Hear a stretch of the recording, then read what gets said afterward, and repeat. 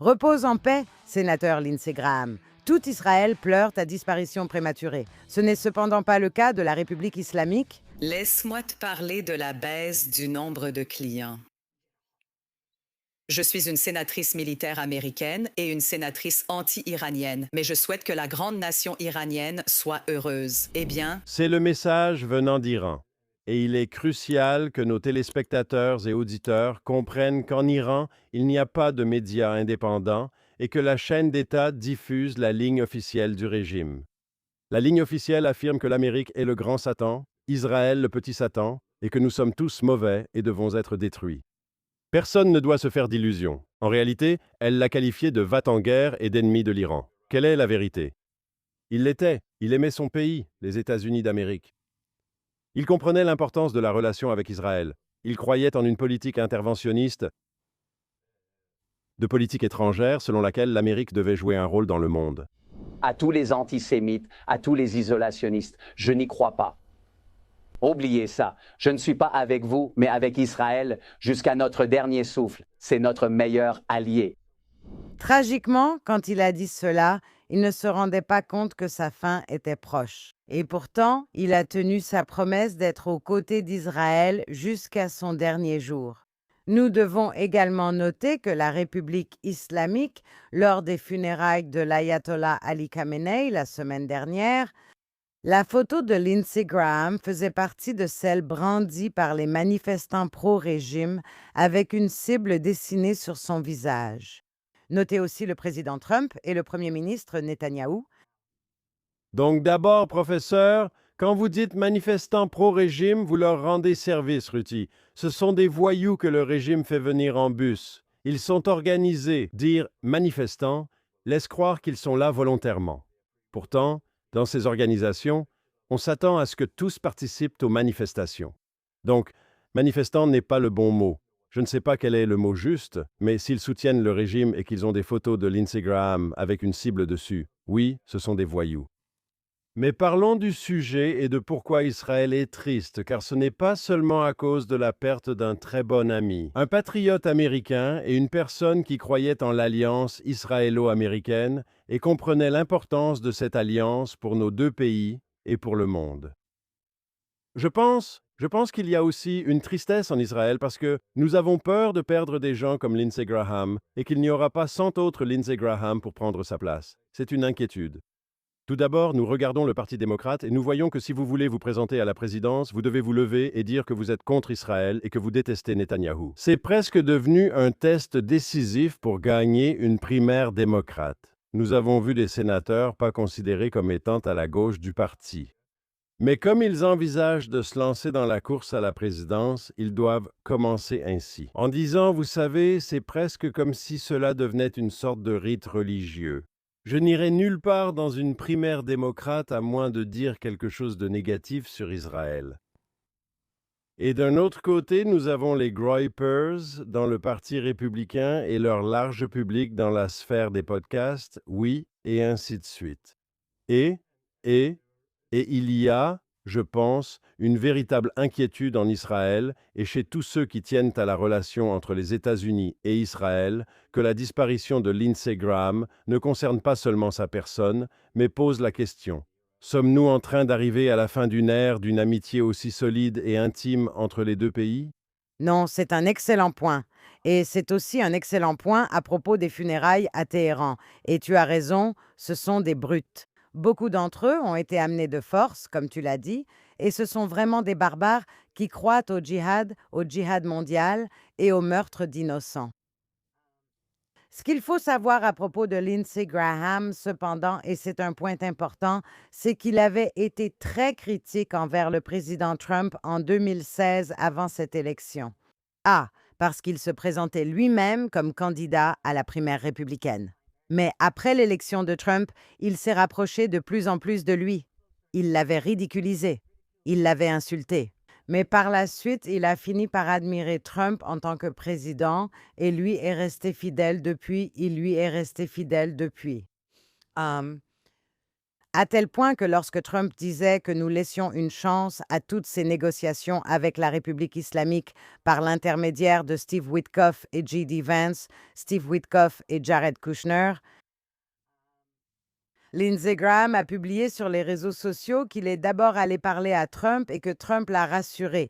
Donc, il s'est senti rassuré. Et je dirais que j'étais un peu nerveuse. Je me suis demandé si Lindsey Graham approuvait tout ce que dit Trump. Je ne pense pas. À mon avis, ce qui s'est passé en privé, c'est que Trump l'a rassuré en lui disant que si les négociations ne se passent pas bien, ce qui sera probablement le cas. Comme Trump l'a clairement dit ces derniers jours, il ne faut pas s'inquiéter.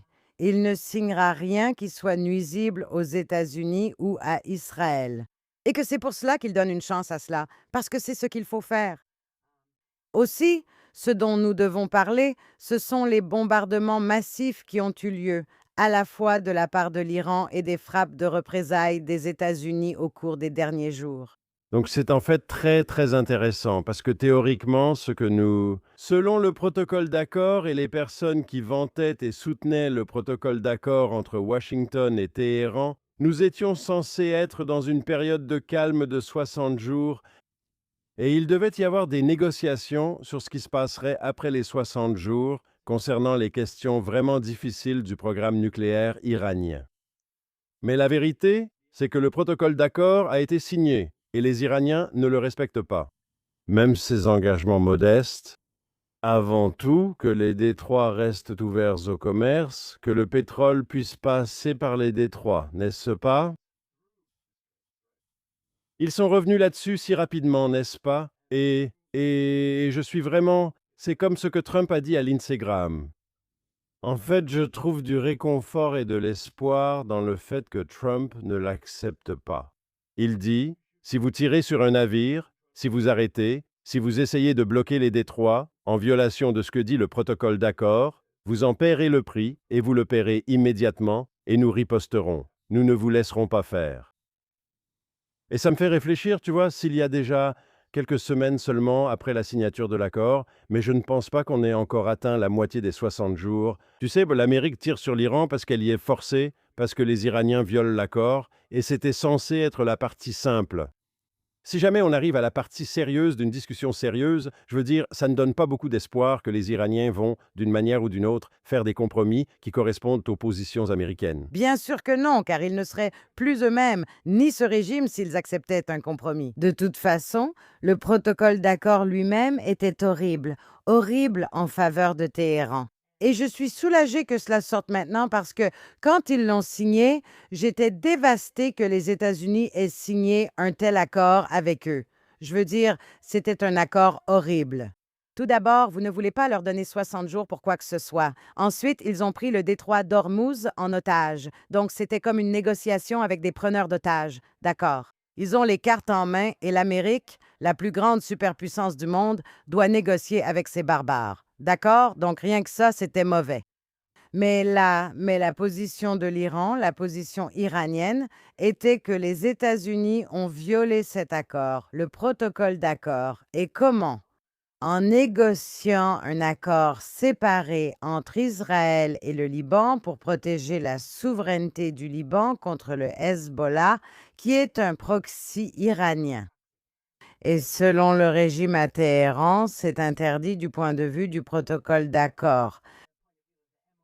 Parce que nous ne sommes pas censés porter atteinte à un quelconque proxy iranien ou pour toutes sortes de raisons ridicules. Donc, le fait est que c'est une chance qu'il l'ait violé parce qu'en soi, c'est tout simplement une aberration.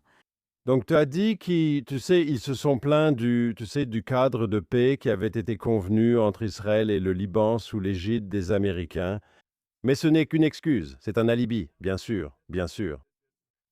La vraie raison, et cela devrait faire réfléchir tout le monde, n'est-ce pas? Les Iraniens acceptent des signes? Oui. Avec, vous savez, les Pakistanais et les Qataris savent tous cela? Oui, que les détroits resteraient ouverts. Et pour une grande partie du monde qui se fiche complètement, vous savez, des droits de l'homme en Iran, du changement de régime ou du programme nucléaire iranien, même s'ils devraient s'en soucier, mais ils sont ailleurs. Eux, ils s'inquiètent des prix du pétrole. Si vous vivez en Inde ou en Chine, vous vous inquiétez des prix du pétrole. Si vous vivez en Amérique, vous êtes probablement aussi préoccupé par les prix du pétrole. Et toute l'idée de cela, et c'est pourquoi Donald Trump a accepté le compromis, c'est parce qu'il a obtenu un accord qui a ouvert les détroits. Et il a dit que les prix du pétrole allaient s'effondrer. Et ensuite, les Iraniens ne tiennent pas cet engagement. Et je pense que cela montre simplement, n'est-ce pas, que nous ne devons avoir aucune illusion. Je sais que vous n'avez aucune illusion, mais il ne devrait vraiment y avoir aucune illusion sur ceux à qui nous avons affaire. Et je dirais aussi ce qui suit. S'il doit un jour y avoir un accord avec ce régime terrible sur la question nucléaire, ce ne sera que grâce à la pression militaire. Ils agissent uniquement parce qu'ils n'ont pas le choix. Selon Trump, ils sont vaincus. Ils y sont forcés parce qu'ils vont se tortiller, se faufiler, tourner autour du pot comme un serpent, faisant tout leur possible pour violer un accord, même s'ils acceptent un accord. Et donc la seule façon sous ce régime d'obtenir quoi que ce soit qui limite leur programme nucléaire, c'est qu'ils y soient contraints, donc par une force écrasante. Oui, militaire et d'ailleurs économique aussi, je pense, parce que je trouve que c'était dommage que Donald Trump ait décidé que le protocole d'accord a aussi poussé Donald Trump à publier le sien. Vous savez, quand l'Iran a fermé le détroit d'Ormuz, Donald Trump a dit « Oui, je vais vous montrer ». Et il leur a imposé un embargo pour qu'ils ne puissent pas obtenir ou vendre du pétrole. C'était un geste intelligent car ça marchait vraiment. Je pense que la pression économique fonctionnait, mais le problème, c'est que les Américains faisaient pression sur Donald Trump. Et peut-être à juste titre, quoi qu'on en dise, le prix du pétrole augmentait. Mais c'est aussi intéressant. Il y a deux choses intéressantes à ce sujet. La première, c'est que, comme la bourse, vous savez, la bourse est très psychologique. Donc, si quelqu'un dit que telle ou telle chose va arriver, parfois les actions baissent en une nuit ou montent le lendemain. Le même phénomène semble concerner le prix du pétrole. Dès que Trump dit « D'accord, les échanges vont reprendre », tout à coup, ils disent que le pétrole est descendu à tel ou tel prix, le baril, puis le lendemain, le pétrole est de nouveau remonté à tel prix. Et tout cela arrive avant même qu'il y ait une chance de déplacer le pétrole quelque part, je veux dire de le faire passer par le détroit ou non. Donc, je remarque que beaucoup de tout ça est psychologique. Donc, évidemment, il faudrait un peu plus de temps pour que le prix du pétrole baisse. 5 minutes après que Donald Trump annonce quelque chose, ça ne veut pas dire que le pétrole coule déjà, n'est-ce pas? C'est intéressant et je pense qu'on doit vraiment discuter de la façon dont, ces derniers jours, nous avons vu les gardiens de la révolution islamique, IRGC, mener des attaques éclairs un peu partout. Des navires dans le détroit d'Ormuz, au Qatar, à Bahreïn, à Oman. Ou d'autres, aux Émirats. Devine où? Aux Émirats. Il y a un endroit où ni l'Iran, ni le Hezbollah, ni les Houthis, ni le Hamas n'ont frappé, n'ont visé, n'ont lancé d'attaque. Devine de quel pays il s'agit? Donc c'est Israël, bien sûr, et tu peux l'ajouter à la liste des pays. Ils ont attaqué la Jordanie, qui est la voisine d'Israël. J'ai oublié de mentionner. Ils auraient attaqué une base américaine en Jordanie. Oui. Et je pense que c'est important. Pourquoi n'attaquent-ils pas Israël? Parce qu'ils nous aiment soudainement? Bien sûr que non. C'est le bon vieux rapport de force. Vous savez, Hillary Clinton parlait souvent du soft power. Ça n'a rien à voir avec ce cas, ça n'a rien à voir avec le soft power. Ici, c'est du hard power.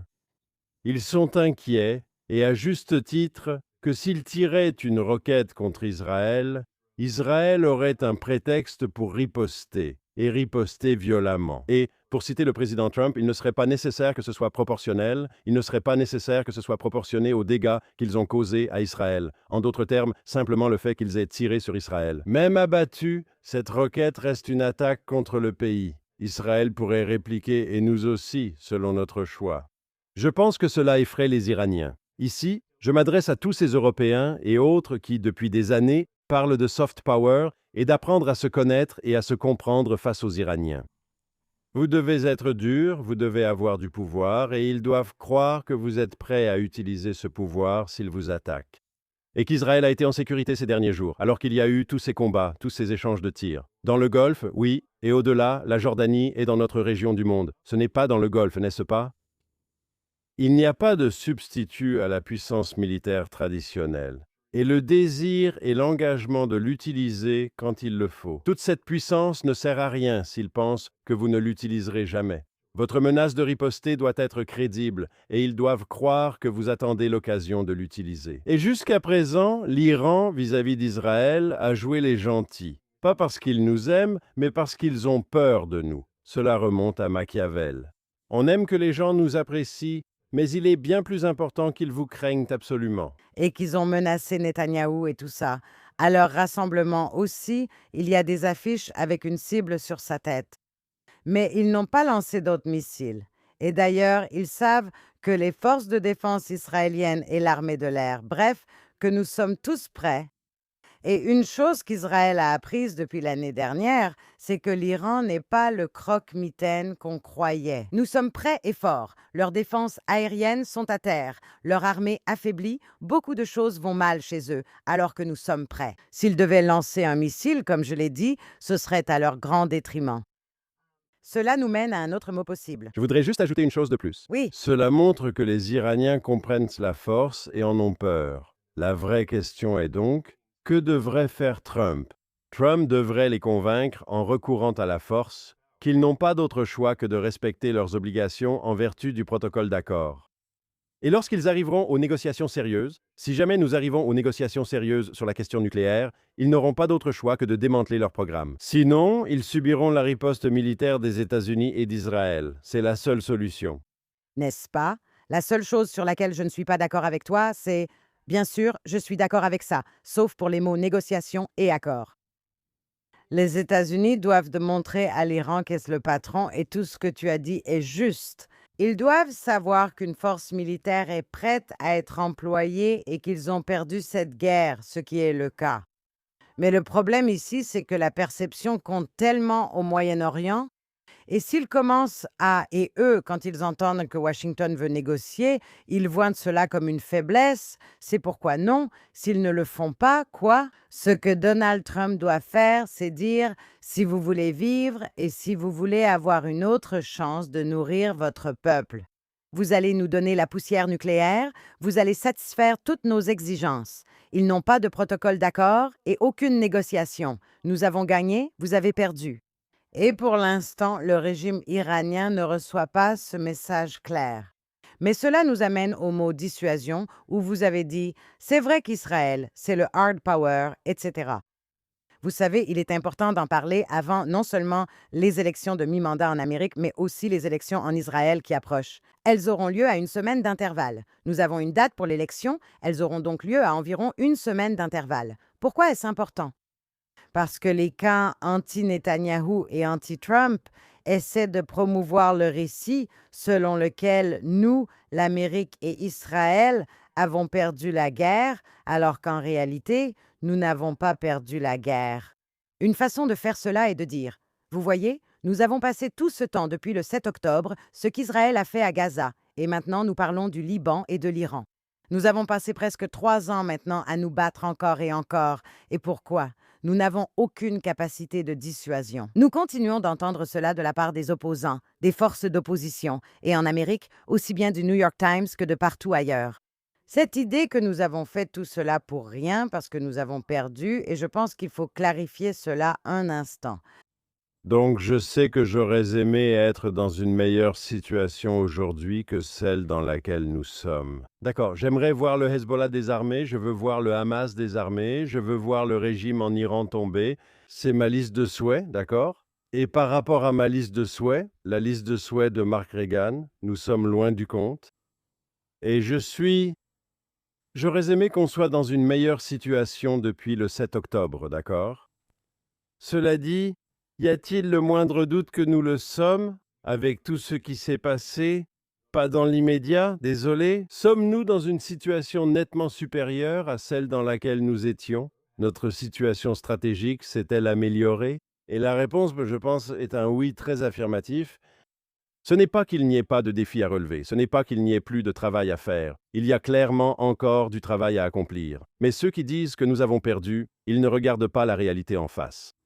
À Gaza, nous contrôlons 60%, voire jusqu'à 70% de la bande de Gaza. Il y a une zone tampon avec des soldats israéliens qui protègent notre communauté civile. Avant, c'était face à face. Le Hamas regardait nos colonies et il pouvait franchir la frontière quand il le voulait. Le Hamas n'a plus qu'une fraction de sa puissance. Je préférerais qu'il soit totalement éliminé. D'accord, cela peut prendre plus de temps, mais dire que le Hamas a gagné, c'est irrationnel, non? Le Liban, c'est pareil. Je me souviens, comme évoqué dans le podcast, avoir assisté à des réunions gouvernementales quand j'étais fonctionnaire, où des membres de l'armée ou du renseignement informaient les ministres. Le Hezbollah possède 150 000 roquettes et ils peuvent tirer des salves qui dépasseront nos défenses aériennes. Et il y aura des dizaines de morts dans la région de Tel Aviv, n'est-ce pas? Et il y avait ça, c'est... Aujourd'hui, le Hezbollah, comme le Hamas, n'est plus que l'ombre de lui-même. Est-ce qu'il existe toujours? Oui. Reste-t-il du travail à faire? Oui, mais vous avez considérablement réduit cette menace. C'était une menace tellement grave pour le peuple d'Israël, n'est-ce pas? Et pour le peuple du Liban, et pour le monde. Oui, et regardez l'Iran. D'accord, supposons que rien n'est accompli demain, même si j'espère le contraire. J'espère que nous pourrons faire plus, mais même à ce stade. Leur programme nucléaire a été retardé de plusieurs années. J'aimerais qu'il soit détruit, mais le retarder ainsi, ce n'est pas mal, non? Leur défense aérienne détruite, leur économie détruite, c'est ça. Les Iraniens vont mettre des années à reconstruire, n'est-ce pas? On les a vraiment ralentis. Je m'en souviens. L'AIEA avait déclaré avant les attaques de l'année dernière qu'ils étaient à quelques semaines d'avoir suffisamment d'uranium enrichi pour fabriquer une bombe. Aujourd'hui, ils en sont encore à des années d'y parvenir. On pourrait dire qu'il faut s'inquiéter, c'est vrai, mais la différence reste considérable. Il y a une différence entre être à quelques semaines ou à des années d'avoir assez d'uranium enrichi pour une bombe. Donc, dire qu'on a tout perdu, perdu du temps et que nos ennemis ont gagné est exagéré. Nous avons encore du travail à faire, mais dire que nous sommes en train de perdre est irrationnel. Eh bien, c'est intentionnel, d'accord, parce qu'il faut faire attention à certaines personnes. Quelles voix disent cela? Et ce sont ces voix qui ne veulent pas donner de crédit au gouvernement d'Israël ou aux États-Unis. L'administration et le gouvernement actuel d'Israël, ainsi que l'administration américaine, ne reçoivent aucun crédit pour leurs actions. C'est donc d'abord politique, pas simplement irrationnel, mais d'une certaine façon très rationnel. C'est une chose. Mais l'autre chose, c'est que ce sont justement ces personnes-là, d'accord. Et je vais le dire, cela inclut des personnes dans l'armée israélienne, le renseignement, divers domaines et la politique, ainsi que dans la politique américaine. Ce sont ces personnes qui ont en fait retardé l'obtention d'une victoire totale sur tous les fronts, d'ailleurs. Et quand je dis nous, je parle des États-Unis et d'Israël à cause des cessez-le-feu et des reports. Et encore une fois, à Gaza, pendant la guerre de Gaza, les choses auraient avancé plus vite si nous n'avions pas eu les mains liées. Et c'est la même chose aujourd'hui. Beaucoup de ce qui prend trop de temps et qui n'est pas encore terminé, etc., est lié au fait que ceux qui critiquent le plus sont justement ceux qui demandent d'arrêter. En somme, tu veux dire qu'on ne peut pas avoir le beurre et l'argent du beurre. Tu ne peux pas dire, tu sais, d'accord, on va te donner encore 60 jours et on doit faire de la diplomatie, puis critiquer le fait que ce n'est pas encore terminé, d'accord? Parce que compte tenu des succès militaires des 2 dernières années et demie, je pensais, en commençant par la guerre de Gaza et jusqu'à aujourd'hui, on aurait accompli tellement plus si nous ne nous étions pas arrêtés autant de fois en chemin. Et ce n'est pas la faute de ceux qui voulaient dire non, ce n'est pas le moment de s'arrêter, ce n'est pas le moment. Mais bon, notre capacité de dissuasion reste meilleure. La dissuasion d'Israël est bien meilleure et la preuve, c'est dans les faits, d'accord. Aucun missile n'a été lancé contre nous depuis très longtemps, comparé au reste de la région. Donc tout d'abord, disons que nous parlons en ce moment et nous ne savons pas ce qui va se passer demain. La dissuasion est flexible, oui, et nous le savons, mais c'est bien qu'elle fonctionne pour le moment, n'est-ce pas? Et peut-être qu'à l'avenir, nous devrons faire quelque chose pour renforcer cette dissuasion. Oui, la dissuasion est toujours quelque chose de fongible, de flexible. C'est fluide, c'est le mot. Fluide. Et aussi, je veux dire, les Iraniens et, vous savez, le Hamas et le Hezbollah, ce qu'ils appellent l'axe de la résistance ou l'axe de la terreur, peu importe comment vous voulez les appeler, je veux dire, ils font des choses qui sont folles. Comme vous l'avez dit au début de ce podcast, vers le début, vous avez dit que le protocole d'accord entre l'Iran et les États-Unis était en faveur de l'Iran, n'est-ce pas? Et pourtant, ils le violent quand même, ces gens-là, n'est-ce pas? Bien qu'ils aient intérêt à respecter l'accord, ils n'y parviennent pas. Ils voient un navire et ne peuvent s'en empêcher. Je ne dis pas qu'ils sont fous, ils sont intelligents, oui, mais ils sont dangereux. C'est ça le plus important pour moi. Maintenant, Euan a mentionné brièvement tout à l'heure que nous avons enfin une date pour les élections israéliennes, qui est le 27 octobre, c'est-à-dire après toutes les fêtes juives. Et ce qui est intéressant, c'est que cela signifie que ce gouvernement actuel ira au bout de son mandat. Pour nos téléspectateurs et auditeurs américains, ils se demandent sûrement de quoi parle Rig. Ils pensent que les présidents américains sont élus pour 4 ans, restent en fonction jusqu'au 20 janvier et vont jusqu'au bout de leur mandat. Mais nous sommes dans une démocratie parlementaire en Israël, comme en Allemagne, comme en Grande-Bretagne, comme en Australie, comme au Canada. En Italie, Et cela a conduit à... Et les gouvernements peuvent parfois perdre leur majorité parlementaire et ils tombent plus tôt. Ils ne vont pas au bout de leur mandat. Et dans l'histoire israélienne, la plupart des gouvernements, pas seulement la plupart, mais l'écrasante majorité des gouvernements israéliens tombent avant la fin de leur mandat. Nous avons la représentation proportionnelle, donc de nombreux partis et tous les gouvernements sont des coalitions. À l'approche des élections, les partis de la coalition cherchent à se différencier pour mobiliser leur base et attirer les électeurs. Les gouvernements ont donc tendance à s'effondrer naturellement.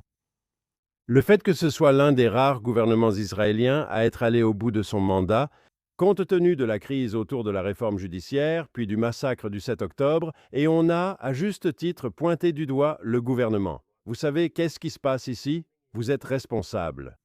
Critiques et partisans du gouvernement étaient stupéfaits, oui. oui. Et puis, nous avons eu le drame des otages. Et puis, nous avons eu toutes les crises depuis, les combats à Gaza, les combats au Liban, les combats en Syrie, les combats en Iran et les Houthis. On pourrait penser que ce gouvernement aurait dû tomber plus tôt. Et c'est ironique que cela se soit avéré être l'un des gouvernements les plus stables de l'histoire d'Israël. Aucun doute là-dessus. Je voudrais juste terminer sur un point assez intéressant sur lequel je ne sais pas quoi penser. Mais saviez-vous que l'une des raisons pour lesquelles cela a été décidé ou qu'il y a eu un débat sur la date d'octobre à laquelle cela allait avoir lieu?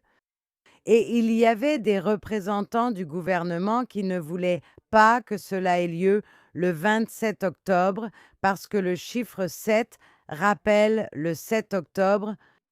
Et vous savez, cela a vraiment été discuté, comme je l'ai dit, que peut-être cela devrait avoir lieu le 6 ou le 8, je ne sais pas. C'est possible. Je n'ai pas vérifié quel jour de la semaine c'était, mais vous savez que les élections en Amérique ont généralement lieu un mardi, etc. Mais il y a vraiment eu une discussion comme si, quoi? Comme si on ne pensait pas au 7 octobre à chaque minute depuis ce jour-là. Nous, si. Nous n'avons pas besoin du chiffre 7 pour nous le rappeler, n'est-ce pas? Pas du tout. Et je pense que la bonne nouvelle, c'est qu'on a une élection et une date, donc tous ces Israéliens peuvent planifier leurs vacances d'octobre, car en Israël, contrairement aux Américains, Australiens et autres, on ne peut pas voter à l'étranger. Il faut être en Israël le jour de l'élection pour voter. Et il y a une raison à cela. Je crois qu'on en a parlé dans un précédent podcast. Mais cela veut dire qu'ils peuvent maintenant partir. Je peux être à l'étranger, je peux aller rendre visite, je peux aller faire de la randonnée, je peux faire ce que je veux. Si je reviens ici le 26 pour voter le 27, tout est en règle. Avec une seule réserve. Une seule réserve. J'avais la même impression et j'ai de la famille. Je me suis dit qu'ils pouvaient venir ici à présent. Une réserve, c'est s'il y a une reprise de la guerre. Et ils ont fermé l'aéroport. À cette période-là.